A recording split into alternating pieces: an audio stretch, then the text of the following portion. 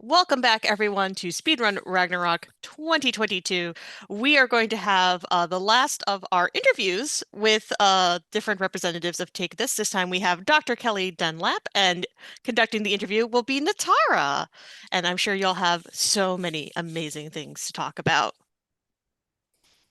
Oh yes, I've heard rumors, threats even of in potentially difficult questions from the community, specifically to challenge Kelly. So we're here and we're ready. Bring it. Oh yes. Yep, Yeah. that's where we're at. I am so ready. I adore all the people. I see a lot of take this faces in the chat. So Yes. apparently there's a spreadsheet tracking questions that the community brought up for me. So Oh my I am gosh. ready. I am an open book. The topic was mental health representation in games. Happy to Mhm. field any question about that. But if this is like the other two streams we've done, I'm ready with my favorite food. I know my Disney character or my Bluey character.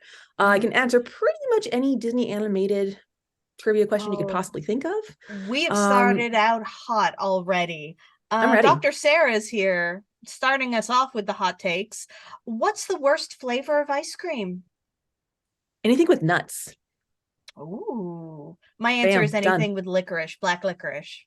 Oh, yes, that would absolutely be included too. Those are two Yeah. things that don't belong in ice cream. Yeah, Mm-mm. yeah. No nuts, no licorice. My mother bought this tiger tail ice cream. She was like, "Oh yeah, there's a wave of chocolate in it." She tried it and she's like, "It's licorice." And I'm like, "I'm not eating it." That is You like one of the most heartbreaking things I've ever heard. Yeah, Thinking right? it was It was chocolate and tragic. getting licorice. This ice cream got literally thrown out. Like, who throws out ice cream? Whoever decided to put licorice in it deserves it. Right? That Oh, this oh, is on no, no, you, no, no. whoever So did yes, that. yeah, that's wrong. Oh, That's just wrong. love this. Okay, I had to throw in that hot question. Of course. Why don't you just tell us before we get into the questions, tell us a little bit about yourself and the work you do with Take This and maybe how even you got involved with Take This.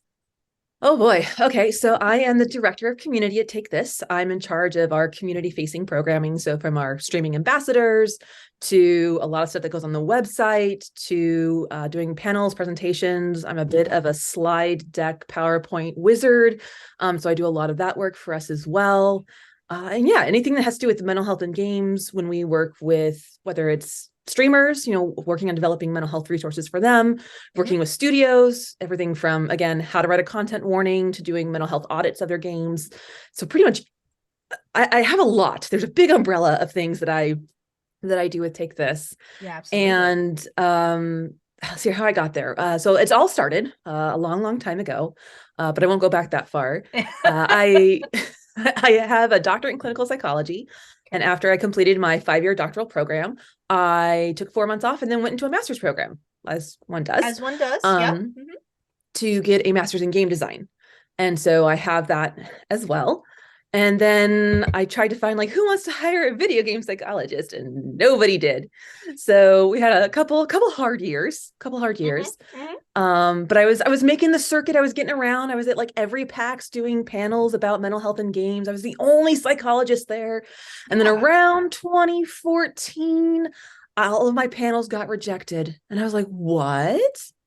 And then I look at the schedule and guess what? Guess what was there? Guess who was doing mental health panels instead of me being invited? Let me just guess, Dr. B. This young upstart called Take This with this young, scrappy, and hungry Dr. Bokamazzo. And I'm like, who is this? I'm going to crush them. But apparently one person against an org is not necessarily going to be the fight you can win. Probably So as I not. say, if you can't beat them, join them. Yep. And I luckily got to join them in December of 2019. Fabulous. And yeah, I love what I do. I am such a nerd, and this is such a perfect intersection of the worlds that I love. So that's the short version. Yeah, I think it's the dream for all of us nerds, because let's be clear, all of us here are huge nerds. When you Oh, can kind absolutely. of make a job or like incorporate your nerddom into like a job or some project you love. So it's definitely great. I definitely understand that feel. Um yeah, we don't get to dye Dr. B's beard this year. Alas, I mean, he does have some long, luscious locks, so we could Oh. do like a rainbow treatment. Yeah, we'll have to see. Okay, so that's awesome. And of course, we're super happy you would take this. We just love take this and mental health and video games all in one happy like this is a dream for us. Okay, so let's We're get to trying. yeah, well, exactly. Let's get to some more of these questions. Okay, so we've got comments from chat that they love the jacket. Oh, excellent. Thank you. Thank you. Little green, Uh-huh. little Yeah. velvety moment there. Yeah, we love that. Okay. So, follow-up question, except just another question. What's your favorite spreadsheet? Favorite spreadsheet. Are we talking like software or are we talking about my favorite spreadsheet I ever made? You know, they haven't said, and I'm pretty sure there are not many options in terms of spreadsheet software. So let's go with the latter. Okay, the best spreadsheet I ever made was for my, yeah, and yes, I have this answer at the ready, was for my doctoral dissertation where I Mm-hmm. did longitudinal research on the impact of mental health and well-being. I had 300 people take my survey pre and post. And so I Uh-huh. had this magnificent spreadsheet that was tracking everybody's answers. And there were probably about 300 questions in the survey. Uh-huh. So all of their individual responses matched up against their gaming time, matched up against who said them, and then the same thing a month later. So That sounds amazing. it was like the Sistine Chapel of spreadsheets, and I definitely my favorite, my biggest accomplishment in a spreadsheet. Yeah, huh? I can imagine why. Yeah, there's nothing like a really good spreadsheet, especially when it works really well and you're just like, look at this Yeah, magic that I can do. Where did I do it yeah. in? Excel. Excel, So good. Excel. Yeah. Or they, oh man, I really wish I could see this side by side. Ah, hold on. Button push. Magic Boop. happens. Your wish is granted. Yeah. Excel is magic. Ugh, Absolutely. it really is. It really is. Okay, so controversial question in chat. Sure. Who is this Dr. Bokamatsu and why is he so awesome? Sorry. So Dr. Bokamatsu, also known as Dr. B, is the clinical director of Take This. And he is so awesome because I took a class of his once. Does that count? Oh, sure. He was hosting a class on the therapeutic use of role-playing games, and I actually flew to Seattle and I sat in the front seat of his class and I just stared at him, like intense eye contact for like the 6 hours of training. Mm-hmm, And mm-hmm, we didn't work together quite yet, but he later told me how incredibly terrifying it was apparently to have me in the front seat just staring at him intently. And I'm like, but I was just a uh-huh, student. I just wanted to learn. But he's a wonderful human being. I think he's currently trying to get home from DICE in Las Vegas. uh-huh. So cross your fingers for good travel because his flight got canceled. And And yeah, I think, send isn't good there, vibes his way. yeah, there's been lots of bad weather recently too, so I'm sure travel isn't that great. Not good. Not the one you want. Um, So, so yes, he's a lovely human. We'll keep yeah. him. Ooh, here we go. Oh, and one of my cats is here, so he might come say hello. We'll see. All Um, right. so tell us about your secret esports fame. Okay. So a long time ago, before I was Dr. Kelly or before I was even in doctor school, Mm, I ran a esports website for a sports game within the Halo 3 game. that is It so cool. was a game type called Griffball. It was originally Okay. created by Rooster Teeth as a gag in one of their shorts and their Uh-huh. Red versus Blue Machinima. Yeah. And it became this whole thing unto itself. And after a couple, like, you know, it kind of got on, I didn't start it, but I did step Mm-hmm. in as a community manager, which is where I really honed my skills in community management from knowing nothing Okay. to Mm-hmm. eventually running a 300 team esports competitive league, Mm-hmm. with a lot of intense feelings, a lot of Yeah. intense feelings about connection. Mhm. And yeah, so I got to compete as well as manage everything. Was never as good Yeah. at playing as I was at managing. And I got to go to a bunch of tournaments and things like that as well. And got to shoutcast Griffball games on the stage at RTX, which is the Rooster Teeth convention in Austin. That's And yeah, really so I had like cool. this whole Yeah. life of about 10 years, I think I ran that. Okay. And that was all before doctor school. So, and Wow. then, and then doctor school started. Actually, no, it was during doctor school. Okay. It stopped when the child was born. That killed it. So if you are Yeah. sad that Griffball is no longer part of the Griffball Hub universe, the birth of my first child kind of took over. Yeah. So from one baby to the next, hmm Yeah. Yeah. We love those babies, but they do kind of take over. they do. I Yeah. can hear one now in the background crying. That's okay. Dad's there. Dad's got it. It's Yay, good. go It's good. dad. Yes, Okay. go dad. Yeah, go dad. Okay, yeah, we're apparently building spreadsheet kingdoms. This is good. Mhm. Okay, let's see. Next question is, in your opinion, what is the most important element of game design? Ooh. For you as a developer or for the player experience? Because those are two different answers, or both. Excellent question. Let's see what our lovely questioner in chat has to say about that. So that's the fun thing about being a psychologist is the most common Yeah. thing out of my mouth is it depends. So I usually start there. Uh-huh. And very Both. predictably, both. Yeah, of course. Okay. So as a developer, probably scope. Okay. Everybody thinks that they're going to make this amazing project, and it's like, well, take about 80% out of it, and that's probably what you can actually accomplish. Yeah. And that is probably one of the hardest things to teach students, because I don't think I mentioned it. I teach game design too. So, Oh, nice. Yeah. yeah, by the by. And I think that's And definitely a problem you see on Kickstarter. When game yes, projects happen and just don't really succeed or you don't get what you bid on and stuff, I would guess that would be why. yeah, because you think, oh, well, it's just this one ad. Well, that's not how game design works because Yeah. everything, at least for digital games, everything has to be scripted. Nothing happens by accident unless it's a bug, and then you try to squash it. Yeah. So scope, like being able to appropriately scope out your project is hmm probably one of the most challenging things, but also one of the most important things Right. um, for a developer to do. As far as for the player, when you're hmm designing for a player, the most important element, at least to me, is to remember that your player is a whole human. They are Yeah. not a user. Player even can get kind of murky sometimes, but like they are a person who has lived hmm experiences. Not all of those experiences are great.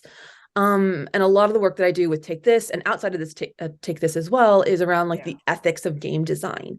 So if you're Yes. trying to portray mental health challenges, if you're trying to portray, sensitive, potentially traumatic topics, how do we do that in a way that is respectful of the fact that like players have a right to know if they are possibly going to come into some kind of like traumatic content.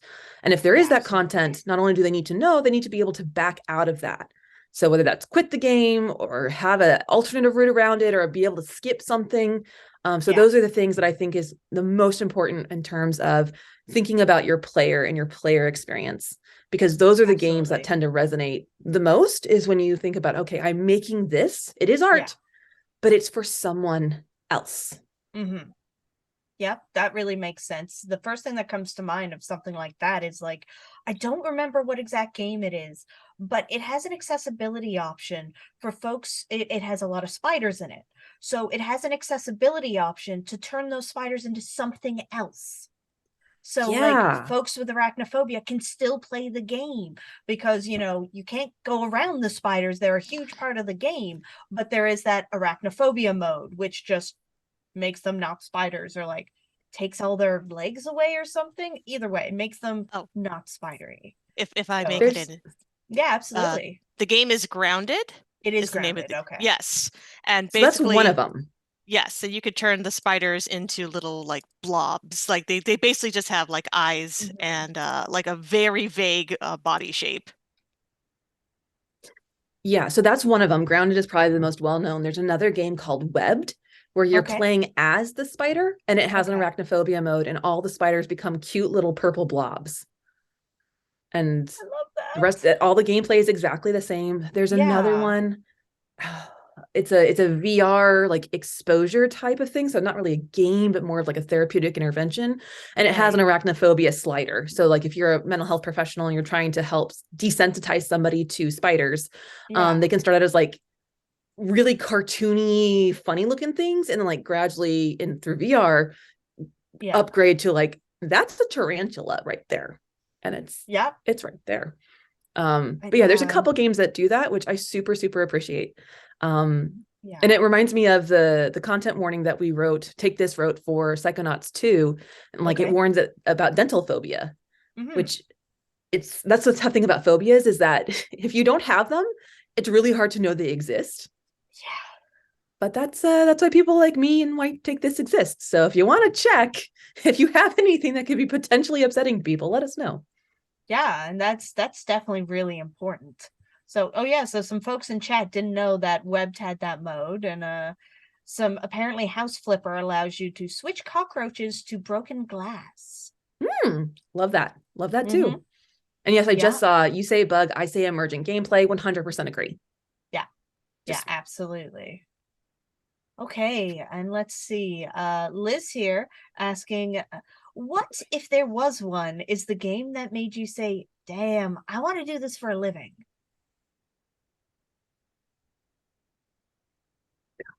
okay. By this, I'm guessing you mean psychology in games?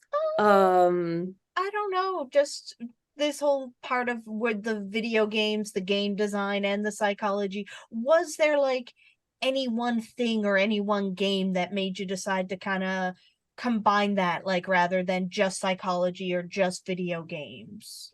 So there's probably two answers to that. So one, the actual game answer itself was in college, I started playing Halo. I'm a massive Halo nerd. Anybody who knows me knows that I love, love, love Master Chief, and all things Halo related.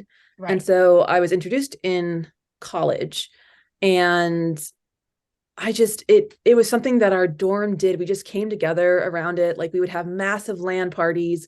We'd stay up incredibly late, sometimes into the morning when we had class. Yeah. And like we played so much. It was such a bonding experience for everybody. And I mean, to I guess get to the point, the person who introduced me to Halo, he was the person on the floor who had the Xbox, and I'm currently married to him. So there you go. That's how impactful that game was Yep. for me. And so the reason I bring that up is because at the time, this was pre Jane McGonigal's Reality is Broken, which really was kind of a paradigm shift in terms of talking about games and how they don't have to be evil. Because before that, all of the research was about games are violent, games are bad, games make you violent, games are antisocial. And of course, if I'm reading this research as a psychology student, but then I'm going home to my dorm and playing games with friends and like having these epic victories over George Washington University as we crushed their game team. And it Like, has such a positive impact. So you're like, how can yeah, this be evil? how can this be true? Yeah. And so that's kind of what started my path down this. Well, maybe data doesn't have to be evil. And the other part would be spite. So this beautiful story Love about that. Halo, but also a lot of spite because I was told I couldn't do it. I was told many different ways from many different people that like, no, that's not a thing that exists. And no, you can't do that. And no one in psychology will take you seriously if you want to talk about games. And there's no path forward for this. And you have to do it this way. And that's that. And then the research bit are why I went and got my master's in game design. Absolutely. Because the biggest problem with the research up until that point was that it was very clear the people running these experiments didn't play games, or at least they weren't playing the games they were saying that they studied. And so they would compare like a third person shooter to a second person race or a first person racing game. Like you can't compare those two things. The second you even change perspective, you have a different experience. Exactly. And so because that was my biggest complaint, I was like, well, I'm going to go learn how games are made. And then I went through that and I called it nerd school, and it was so awesome. Oh, I bet it was. It sounds amazing. I still can't draw. I can't code to save my life, but I did graduate from game design nerd school. So yep, that's the answer. And it helps give you this perspective on the games too, you know, which I'm sure again, along with the psychology angle, really works together really well. It's really helpful when it comes up of, oh, well, you know, video games are just digital heroin. And I can say something like, one, on the neurobiology side, no, that is factually incorrect for all of these biological reasons. Two, addiction, also not something that happens because of X, Y, and Z. And three, like there's no consistent thing in video games, which is kind of like a hallmark of what an addictive substance is. Like all cigarettes have nicotine. That's the hook. There is nothing, I can promise you, I've made them. There's no magic sauce in every single game. And that's why every person likes different games. There's no one game that everybody gets hooked on. Absolutely. So yeah, it definitely allows me to speak from a place of authority. Like when I'm talking to devs, hey, I'm one of you. I just happen to have this little extra bit of, doctoriness. When I'm talking to psychologists, it's, hey, I get this. I see the inner working mechanics. I get your concerns about loot boxes. So let's talk about how we address those rather than just say, ooh, bad. Yeah, absolutely. And that makes sense.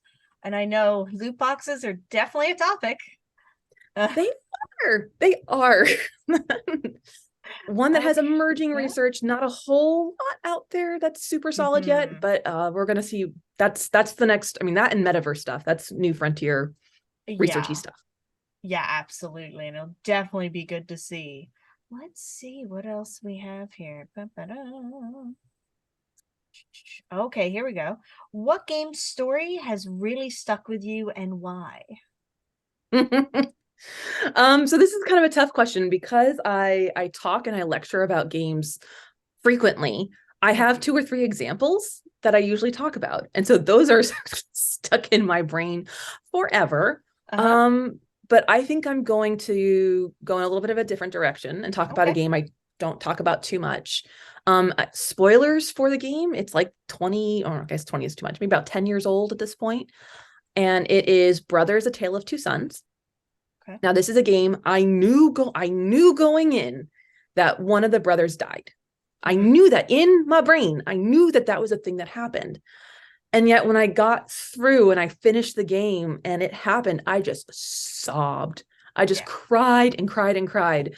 And I think that's kind of the power of that game in particular, but a lot of games in general of, it's not this, ooh, surprise ending is how you get shock value or how you get people bought in. It's about making a really, really amazing story that even if you know what's going to happen, even if you know like the end state, you're just so emotionally invested. And then the little cherry on top is that if you've ever played A Tale of Two Sons, you know that you control 2 brothers, but one joystick controls one brother and one joystick controls the other. And so the game actually incorporates this idea of like antithetical cooperative mechanics. And I just coined that term. That sounds really smart. But that, you're using the game mechanics to re-emphasize what we would call the procedural rhetoric, the message that the game is trying to get across through its gameplay. And so you have to make these disparate things work together the same way the brothers are working together on screen. And then after the brother dies, the other joystick doesn't do anything. And I just cried. I was never so sad for my joystick to not work. That would really bring the point home. And I love that. That's just something so unique to games, is like a movie can leave you breathless like that. But a movie can't do that. It can't leave you feeling empty because something that you had used is no longer there. Some kind of action you can take hasn't been removed from you. And I love that component of games and design. Yeah, absolutely. Go ahead. I was just going to ask, can you say the name of the term that you came up with for that one more time? No, I have no idea. you said antithetical gameplay, is that correct? Antithetical collaborative mechanics.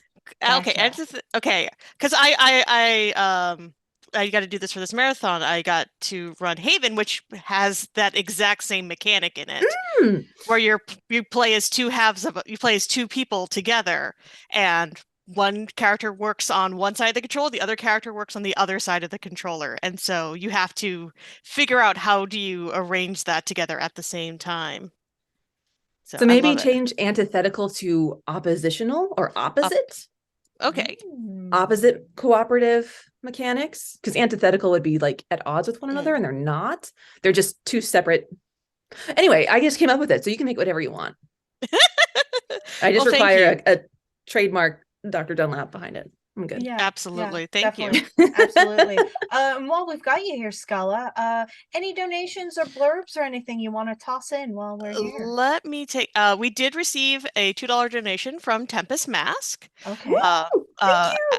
Yes, after that run of Quest for Glory 2, Mhm. saying, what's better than one David TKI run? The answer is two. Thank you for questing, my friend. Always interesting to see you take these games you've enjoyed back in the PC era that I never knew about in my childhood.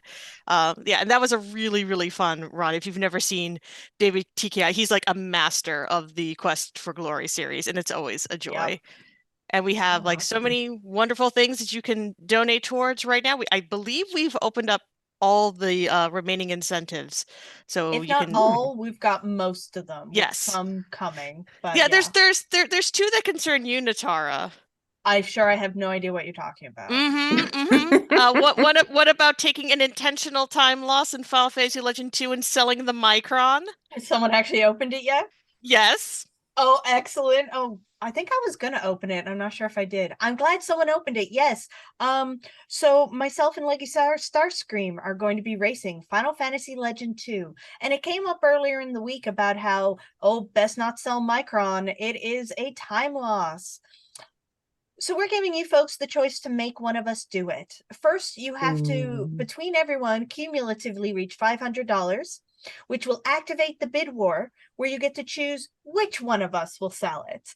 I know it's going to be me. Wow. Okay, okay. It is a theme in these marathons that people want to bully me, and I'm here for it. Toss your money at it. Let's do it. Is And it bullying or is it more of like a leveling the playing field by putting you at a disadvantage? Oh no, it's definitely not that Okay. one. I'm trying to do the psychologist reframe No, here, but listen, we okay, love I this. gotcha. We love this. It's with love. It's with love, and I'm here, and I want your time loss. So let's get that $500, or show me wrong. Bully me by proving me wrong and making Leggy take the time loss. But either way, Ooh. gotta give us $500. But cumulatively, one person doesn't have to do it. That would be silly. no. No, But if we want to. we also have good taste versus bad taste for Final Fantasy Legend 2. Do you want me to explain that or would you like to explain that, I Natara? think you, the lovely palette maker, should explain how my eyes are gonna bleed. Basically, for Final Fantasy Legend 2, we can have a lovely selection of, I think at this point I went and double checked, 60 different palettes we can apply to the game. Half of them are lovely and that I have lovingly crafted. There's all Oh sorts of boy. different beautiful palettes. There's a whole number of Pride flag palettes that I worked on. They're real Or nice. or if you want to be mean to the runners and everyone watching, you can donate towards bad taste, in which I find ways to just make the Game Boy look absolutely terrible. Oh, and it usually Mm. hurts. It's like everything's red with like blue text or something. Like Scala Oof. is really good at art and design, so both good and bad. So Z is very good at getting those They eye-burning palettes. And yeah. having done this before, can confirm eyes will burn. They And use their it's worth powers for it. evil. Yeah, Yes, and we love just a that. little. Yeah, yeah. As Little, Valk's yeah. evil, I fully support this for us. Um, though, before we move on, I loved that last talking point about Yeah. like the games because I also have like a very similar game, which Nurtritara, you know exactly which game I'm going to cite Mm. more than likely, which is Crisis Core, which is another game where Mm. you know the ending going into it, and still the best cathartic experience I've ever had with any piece of media ever. Please play Crisis Core. Now you can do it much more Rufus easily is the than you best could before. brother. Rufus is the best brother. He's mid-tier at best. No, Oh top my. tier. Oh, I'm gonna back out. You two go ahead. I'm gonna just We back have up we here. have we have a running joke that the two of us are fans of different Shinra siblings. It's So just a fun little. I won't call it a debate because there's no debate. It's a. no, we yes, Natara is a fan of Rufus. I'm a fan of Team Lazard, and Rufus. we both agree that Evan's there. And who's Evan? Eh. Poor Evan. Yeah, Evan knows what he did, which is basically not be in any of the properties. Yeah, he's in the novel, and that's it. hmm Is he the middle child? He is the youngest of the ones that we Oh, know okay, that's about. fine. Who is Rufus the middle child? Rufus is the middle child. Yeah, I Yes, thought so. Lazard is the Okay. oldest, then Rufus, then Evan, and there is an hmm uncounted number of other half siblings that get referenced, but we do not ever like meet them. Probably for the So best. yeah, Final Fantasy VII, it's a thing. It's a thing. It's a thing. No, but you know what? That brings up a really good question now for me to ask you. Are there any big, strong video game opinions you have about any of the games that may sometimes bring you in conflict with other gamers? I won't call it your hot take, but Mhm. like with me and Scala, I'm Team Rufus. Z is a Team Lazard. Do you have anything like that where you're like, no, this is the one, and they're like, no, this is it? All right. All right. Okay, everybody put down the torches. All right, just let's not go all Philadelphia here. I'm ready. JRPGs are boring. And if I wanted to play dress up with my characters, I would go find a better way of doing it that's not so annoying and grindy. Well, thank you for coming for this interview. We're done. I'm about to say that is the boldest take you could take on the RPG Valkyries. That was Yes. a hot take. I love Yes. it. love I it. fully embrace it. I love that other people love things that I don't love. So that's wonderful. And again, toward the end of this, the next run is Fantasy Star, and I am co-hosting it with my husband, who is doing the run. So they are not for me. They are not my thing. I do not enjoy them. Like Disney Dreamlight Valley, that's as far as RPG as I want to go, where it's very hand-holdy, like do this. Check mark. Good job. Do that. It's very. I like that. But my dear hubs tried to make me play Chrono Trigger, and I hated it.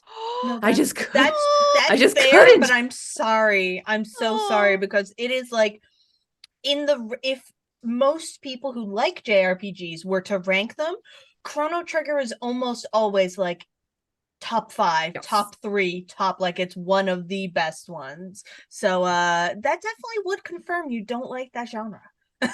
Yes. And so I want to say, like, as a game scholar, fully understand, like Chrono Trigger was game changing, Final Fantasy game changing, Fantasy Star game changing. I can completely appreciate the art. I just am not patient enough to grind and all of the options of the armor and keeping track of who's wearing what. And I just like even the original Mass Effect, that was too much RPG for me. I'm like, I don't care. Just put on the best thing you have and go to war. Let's do this. I love it. Especially because I play a lot of the MMO Final Fantasy 14. And you make the comment about not wanting to dress up. And I'm like, end game for Final Fantasy 14 is the dressing up. It's how do I make my character look amazing? It's not even armor. It's just how do I make them look pretty, handsome, fabulous, And so I get how, on the opposite side, while me and other people are like, if I can dress up in a game, it is the best game. You're just like, nah, I'm good.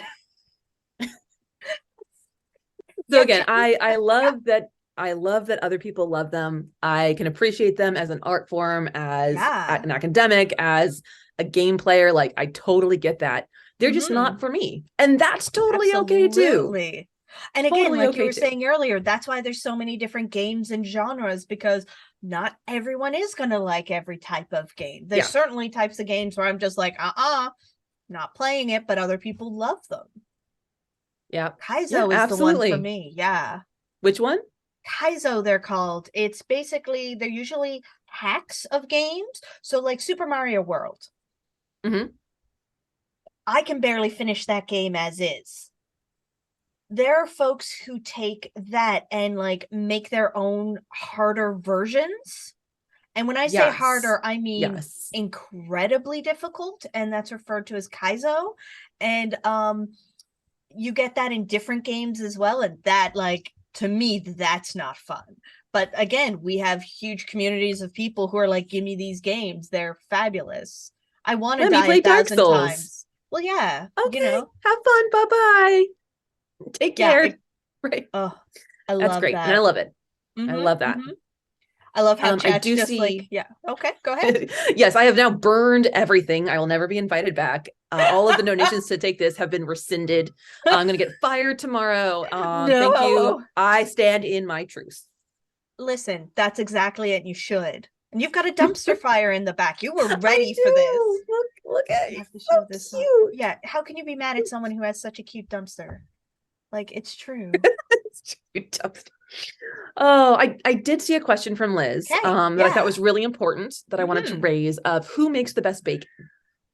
Yeah, that's an important question. And I have an answer Oh, because good. this is love what I answers. do. Okay. Microsoft. Microsoft makes the world's best bacon. And I will tell you this because RIP the program, may it rest in peace. It was terminated earlier this year, but the Xbox Most Valuable Professional Award, which I had for 9 years. Okay. And they of course killed the program before I get my 10-year disc. But part of the program was being flown out to Seattle and getting to see like behind the scenes stuff. And so every morning they would feed us breakfast. And there was these like 2 giant chafing trays of bacon, just the in-house Microsoft campus catering bacon. Oh my God. Like on every single review, when we would have to like rate the sessions and rate the experience, bacon always came out number 1, more than when we talked to Tim Schafer, more than when we talked to Phil Spencer, more than we talked, like it didn't matter. Bacon was number 1 and it deserved to be there. So Microsoft makes the best bacon. I love that. How do you like your bacon? Like soft, fluffy, chewy, crunchy? Definitely not floppy. Yeah. Not a fan of that. I do like a little bit crisp. I want it to, I want like if I bet I want a little bend, a little snap. But yeah, not a wet noodle. No, thank you. I like crispy. Fair. Me either, but I lean towards crispy. Yeah. And again, I love that for them because then if I have unsatisfactory bacon, it doesn't go to waste. Well, exactly. You're just like, again, bacon. Okay, here we go, Liz, with another question. Oh, Liz. What are some of the best representations of mental health in games? Oh, man. I have an entire slide deck on this. It's only 109 slides. I'm sure we have time. I think she's actually may have asked this question in each one of our interviews. It was definitely asked for the previous one. Yeah. Yeah, because when we were also the first one with Sarah, we talked about queer representation. So because I think I asked the question, who is the worst trope of queer representation in horror games and why is it Sandra Cohen? But for this, just softballing questions. I see you, Locke. I want to know where we are in the spreadsheet because we got time, guys. So best representation. I mean, I think Hellblade feels like a cop-out because when people think about mental health in games, they tend to instantly think about Hellblade, and it is a fantastic portrayal. They did it with such care. They had experts by experience, so psychologists, psychiatrists, audio engineers. They also worked with people with lived experience, so those who were in recovery from having these kinds of sometimes really scary experiences, whether it's voice hearing or disordered thinking, lots of confusion, things like that. So that one will always be named. Celeste usually gets a mention too because of its story, and it's so good. I actually have a hot take on that one if we want that. Oh, I want to hear. Listen, I'm here to start. It's been a long week. I'm here for the hot takes. Okay. So when we're talking about Celeste and mental health, what always comes up is that feather moment when Madeline is on the gondola with Theo, and she begins to have a panic attack. And they're like, oh, focus on the feather, up and down, like telling her, like kind of like guiding a breathing exercise. So again, we have this pairing of the mechanic with the rhetoric. So calm down with actually do something that mimics in a game space, some deep breathing. That's cool. The game designer in me is like, that's awesome. The psychologist in me is like, did you know that half of people who engage in breathing exercises due to anxiety actually experience increased anxiety because of the breathing exercise? Yeah, I could see that, honestly. So introducing this in a game with no therapeutic support, offering it as a solution. I'm so torn. Because I want these things discussed and explored. And like, if it's a good tool for you, great. But also that idea of like, oh, we'll just take a couple deep breaths is so pervasive. So yeah, that's my hot take is that it's cool. Game designer me is like, yes. Psychologist, ethical me is like, yeah. But to actually answer the question, I would probably have to say Night in the Woods. Night in the Woods is just because everybody in there is struggling with something. And they never have to call it out as a mental illness, but everybody's struggling with something. And it's all about the mundane, boring experience of having to wake up every day and manage a mental illness or something approximating it. Like every day you wake up and it's the exact same route that you have to take through the village. Every day you wake up and you go left on a platformer instead of right, just to embody the discomfort. Because you don't ever go left. You always go doing it yeah, backwards. exactly. Yeah. And none of the characters are like, giant symptoms. The symptoms that are there are the common ones, the everyday ones. The living in a Rust Belt town, the economic depression and how that impacts people's well-being. And it's just an entire world that is really kind of managing all of this. I think it's one of the most genuine and authentic representations out there, even though the characters are literally anthropomorphized animals that do crimes. Sometimes you gotta do crimes. Be gay, do crimes. But yeah, crimes. exactly. Gay, do crimes. Yeah. And I can definitely see that. And on the opposite side, what's some of the worst representation you've seen? The worst representation of mental health that I have seen in a game setting was an asylum themed escape room. Oh, there were padded walls. There were what were supposed to be like electroconvulsive shock therapy apparatus, but of course it wasn't therapeutic. It was scary.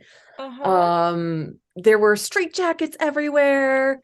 There was blood dripping on the walls. Good, great. They got a strongly worded letter from me. I dare say didn't matter. No, it was cathartic. Yeah, and who knows? Maybe they listened and they, decommissioned it, because I know places do cycle them, but hopefully it did some good, because that doesn't sound fun. The cringiest part because at the end they always take like photos and selfies of people who have completed the room. Yeah. And so there's people in there like, wearing their straitjackets, and I'm like, please stop. Yeah, please. No, that does not sound fun at all. Yeah. Yes, that one wins. That gets the blue ribbon for fail. Yeah. Okay, well then kind of feeding off that, because it sounds like you've done escape rooms, and I love escape rooms. I love escape rooms. What's the most fun, like the favorite escape room you've ever done? Oh, that's a tough one. Probably the one where we held the record. Okay. It was kind of like it was a train heist theme. So cool. The first room was like the ticket area, but like old timey. So it's all like wood paneling, like gunfight at the OK Corral type of feel. And so you had to like decipher telegraph taps with Morse code, and there were like post boxes for Pony Express. And then there's another room, which I don't remember exactly what it was, but the last room was dressed up as a train car, and it had fake windows with like stuff going by. So it looked like the train was moving. And that was, very much had the heist adrenaline, and it was the most unique one I've seen. And that was really cool. Really cool. We beat it and faster than anybody else. So, do you still hold that record? Do you know? Do you ever check? I don't know. Okay. It's in Gettysburg, and I don't live. We were there for vacation with friends, and none of us live close to there anymore. But I always thought it was such a clever business model. The faster you get rid of people, the happier they are to pay you. Right? And it's really good. Yeah, I did one once in Toronto, and it was actually the first one I ever did. So this one set my expectations really high. It was like, we didn't realize it at the time, but it was like multi-floored. Or no, we did. It was multi-floored, and it like had some steps to different parts. And I can't remember, I think it was kind of a spooky one. And at one point we unlocked something where we pushed the bed back, and there was literally a tube slide down into like this locked room inside. And I was like, escape rooms are the best. And then I realized this just happened to be a really good one later. Oh, that actually reminds me. I think it might have been my very first escape room was at the International Spy Museum in Washington, D.C. There is an escape room experience. So you could go in through the main door to the Spy Museum, or you could do, and this was even before escape rooms were a thing. So this was like 10 plus years ago at this point. And I mean, like mechanically, it wasn't nearly as complex as what we have now, but just the idea that you're at the International Spy Museum and there's like moving walls and you're like listening in through vents. And that was, I think theatrically, that was probably the best one, if not mechanically. when museums or things like that use their space to do events, it can be really, really cool. Yeah, I've done similar types of events, and they can be really super fun. So much fun. Oh my God. Okay, so Liz asking, what's your favorite channel on the Take This Discord? Just to start some fights, maybe. Oh, God. I'm just the community manager. It's really hard to pick a favorite child. We're asking you to. I mean, we'll take the private mods channel off the table because that's only available to my mods, and we do some shenaniganry in there. Understood. The Valkyries I mean, the would never. food channel's pretty good. Adorable Animals is pretty good. Question of the Day is definitely one that I always look forward to. And if it doesn't post on time, I'm like, excuse me, bot, where's my question of the day? How am I supposed to start my day without you posing me a question? So that one's really good. It doesn't get used a whole lot. We have a parenting channel, and it's pretty much a place where I dump all of my struggles as a parent. So that's fun. That's fun for me. I don't know about anybody else, but that's I'm enjoyable. sure there's got to be other parents in there, and I'm sure they appreciate the struggle. Yes, the cry cringe emojis that follow the posts. They let me know I'm not alone. You know, it's important not to be alone. Again, we love our kids. We love the kids in our lives, but it doesn't make them easy all the time. Yeah. They are our future unless we stop them today. Yeah, and we don't want to stop them. Well, yes, we do. Anyways, that's a question. Depends on the time of day. Yeah, also very true. Okay, we do have another question. I think we've touched on part of this. They may have come in after this was talked about. But the question is, what are your thoughts on games that derive themes and struggles of mental illness, like Hellblade, Senua's Sacrifice? I heard Ninja Theory had several mental experts provide plenty of information and help them make a protagonist struggle feel real, which interests me as a yet-to-play player perspective. Sure. So specifically for Hellblade, Ninja Theory did use like Paul Fletcher was their lead psychiatrist, and he's a psychiatrist out of Oxford, I believe. They had people who specialize in, I think it's called diurnal audio. That's audio that sounds like it's around you. Yeah. They capture it using like two outward facing ear-shaped microphones. And so they really tried to do right by the experience of voice hearers and mimic as closely to that as what that experience was. And they did work with Recovery College East, which are individuals who have experienced voice hearing and those kinds of symptoms that we would associate with something like psychosis. And their input and sharing about their experiences, you can directly see how it translated into the game. So there's one comment like, sometimes the world becomes shattered and I have to put the pieces together. And there are literally parts of the game where the world is fragmented and you have to shift your perspective to have these lines aligned to create signs. And so it's really brilliant in that way. But honestly, I think one of the most important things about it is that Senua, the main character, is a whole person. As I say in my talks, she is not a mental illness in a meat suit. Like, she is a person first. Like, she has wants, she has dreams, she has fears, she has ambitions, she has relationships, she has love. She has all these things. She's a full person. And then she also happens to have this thing that, I mean, personally, I think it's trauma. Yay. Although the game alludes to her having had it since she was a child. It doesn't really matter. But like, and yes, it impacts the way she sees the world. Like, it's how she processes the world. So it's not decorative. It's not like, oh, look, I'm wearing my mental health pride flag because I'm an ally. But it's, it's just a part of who she is. And I appreciate that so much. And I think that's why it resonates with people so much, even if they themselves haven't experienced that. She's a person and she's struggling. And I think we can all, I can identify with that. So. I certainly can as well. Yeah. And I think a lot of us can, especially, after having gone through a global pandemic, for example. Yes.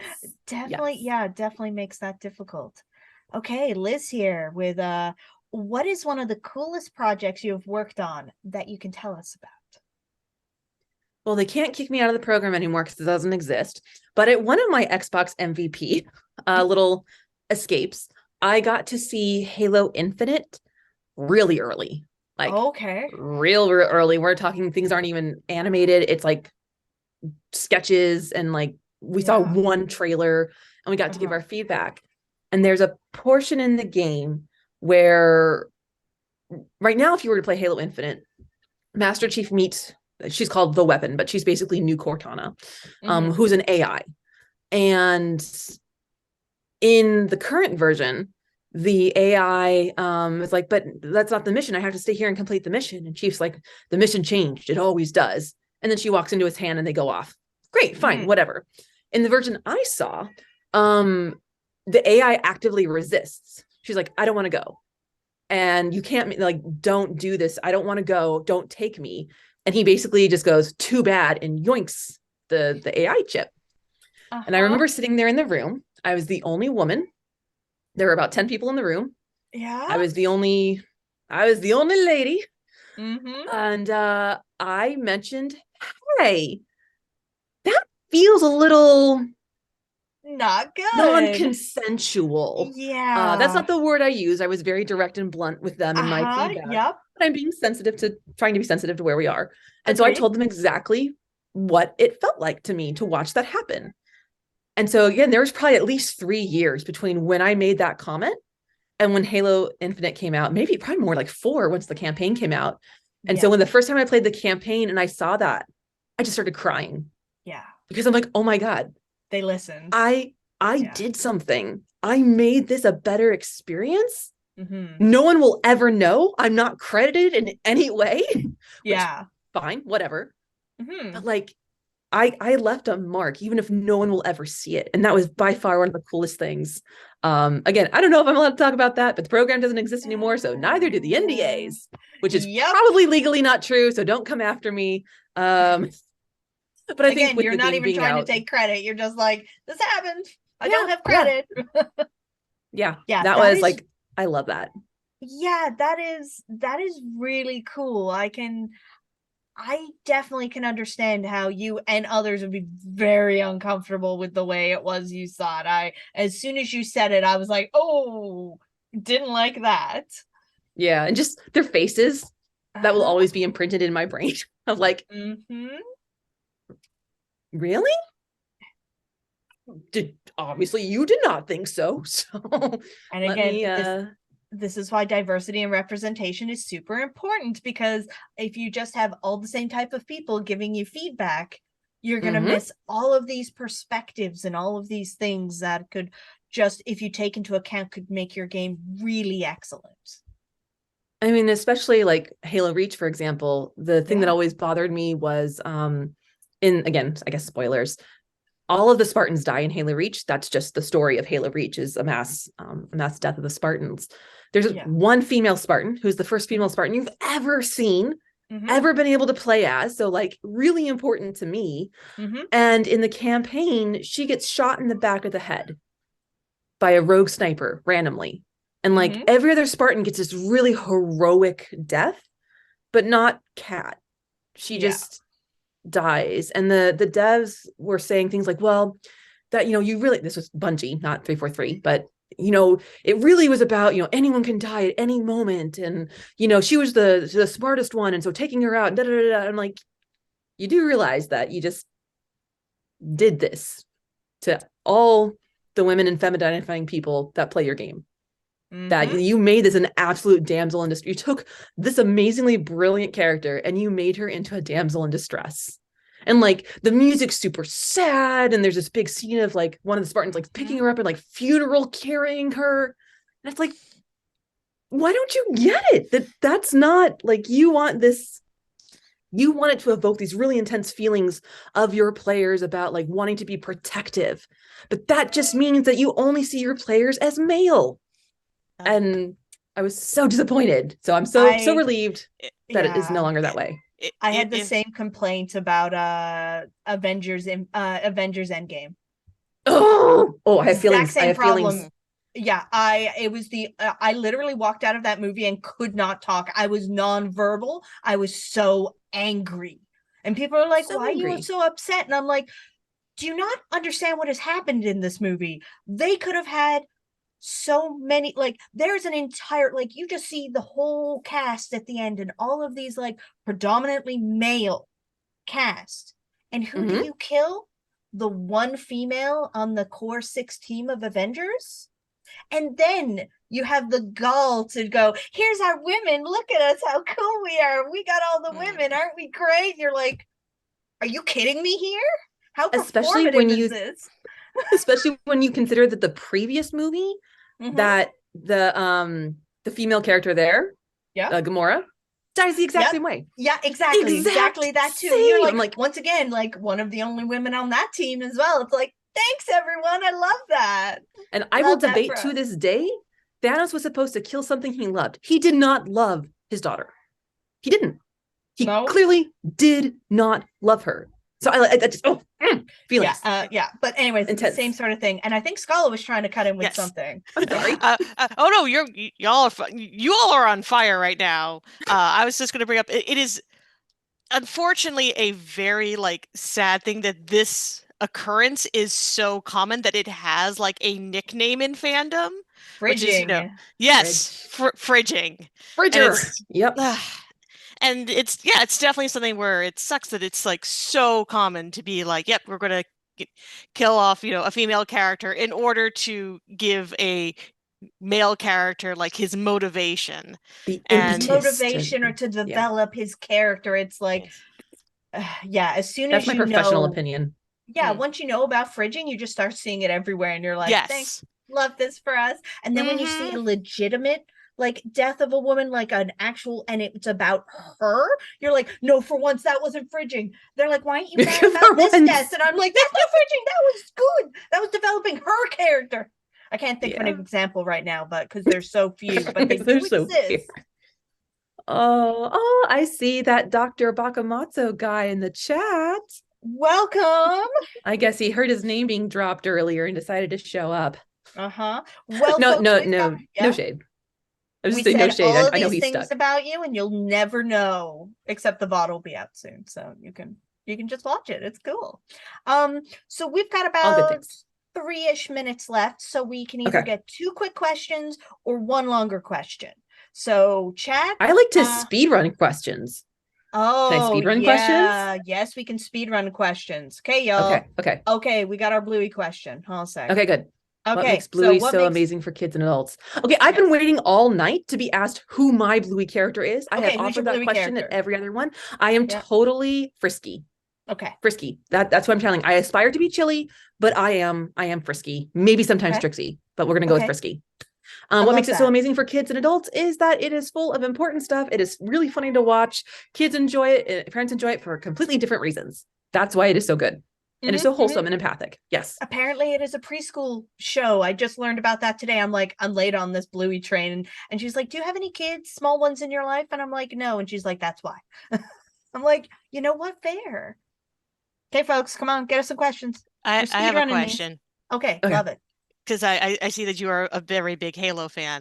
If for someone who is not your thoughts on RPGs are my thoughts on first-person shooters. What is fair? If you're trying to recommend a first-person shooter game, whether it's Halo or something else, to try and convert me, what would it be? To convert you to first-person shooterhood? Does it have to be first person, or would third person be okay? Third person would probably work better for me. Okay, third person, Red Dead Redemption. Okay. Because one, if you just want to get on a horse and ride, you can. You can just do that. You can just get on a horse and ride. It's actually got a really good story. That's an actual game that made me tear up a little bit at the end. I actually have a really funny story. I don't know if I have time to tell it, so I'll try to do it fast. Yeah. How many times have you totally carried me in Halo? I think only once, because you don't ever play with me. But the Red Dead Redemption story that I had to tell to clinicians about how you don't, just because someone does something in the game, it doesn't mean that they're like a psychopathic serial killer in the making. Because I was playing Red Dead Redemption. I have this horse that I have worked so hard for. I'm riding across the open range. I'm just doing my thing, living my Barbie horse adventure dream out. And there comes this damsel, because you have to be John Marston, of course. And there comes this damsel. She said, help me, please, help me. And so I'm like, hello, little lady. I ride up on my horse. She grabs me, throws me off the horse, gets on my horse and rides away. And I'm like, oh no, you did not. You did not do that. And so I'm like running. Thankfully, NPCs are stupid. And I'm like running, and I run her down. And so I grab her and I throw her off the off the horse. And then a prompt comes up and it says tie up. And I'm like, don't mind if I do. And so I lasso her up, and then it automatically picks her up, and my horse is close. And I'm like, I wonder. And then it gives me the prompt, put on horse. And so I throw her like a sack of potatoes over the butt of my horse. And then the thing you have to know about RDR is that there is a train that loops in the open world in real Oh, time. no. And it makes a full loop every 20 minutes. So I ride about 10 minutes to the nearest railroad track, and I wait. I put her down on the tracks, and I sit there and I wait at least 10 minutes for that train to come, because I'm thinking, there's no way. There's absolutely no way. And then the train comes, and there she goes. And I'm like, God. that was incredibly satisfying. I And now would've done the remember, same thing. clinicians, Yeah. this game did not teach me to capture horse thieves and tie them up Snidely Whiplash style. Like Bullwinkle taught me that. The game did not. Mm-hmm. So just know that when people are playing in a game space like this, what they're doing is exploring the boundaries of the world. I am wondering, I'm curious, I'm being creative. Will the world let me do this? And that's why we put Sims in pools and give them sad clown pictures, is because we are wondering, we are curious, we are exploring the possibility space that games are holding for us. And so it's a fascinating way to watch someone experience that and figure out the rules of their world. It does not mean that they are horse thief murderers. My quick story about that is I barely played any of Skyrim. I haven't gotten very far. And what made me stop the most recent time I tried was because they're like, you have to go kill this person. I'm like, okay, that sounds iffy. And they're like, and there's someone who can help you. And I was like, okay. And I literally tried to get this person to kill somebody else.